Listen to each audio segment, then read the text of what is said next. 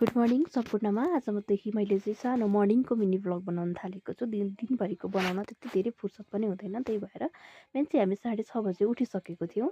अनि त्यसपछि मैले चाहिँ पानीहरू तताएँ। त्यसपछि मैले दुध तताउनलाई बसालेँ। अनि मैले पानी तताउँदा चाहिँ मम्मीले भैँसीको दुध दुहिसकेर ल्याइसक्नु भएको थियो, तर एकपट्टि दुध बसाएँ र एकपट्टि चिया पनि बनाउन रेडी गरेँ।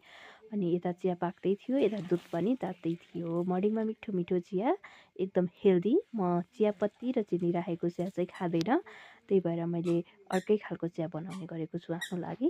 र मैले फ्यामिलीमा पनि सबैलाई त्यही बानी पारिसकेको छु। अनि मम्मीले चाहिँ बाहिर के काम गरिरहनु भएको थियो। अनि मैले चाहिँ यता दुध तताइसकेँ। अनि सानो बेबी छ, बेबीले चाहिँ बाहिर बल खेलाउँ भनेर जाउँ जाउँ जाउँ भनेकै छ कि। अनि मैले चाहिँ चियाहरू खाइसकेर बेबीलाई घरै छोडेर धारामा पानी मरेकोले धारामा पानी बनाउन गएको। ल हेर्नुहोस् त बाँदर, आमामामा कति धेरै मङ्की आएको रहेछ कि। तर मङ्कीले चाहिँ के गरेछ भने मेरो धारो सबै खुस्काइदिएर पानी खुस्काइदिएको रहेछ कि। के अरे पाइप चाहिँ चुटाइदिएर, ल यसरी पाइप चुटाइदिएको रहेछ मङ्कीले। अनि पानी जोडेर घर आएँ। त्यसपछि खाना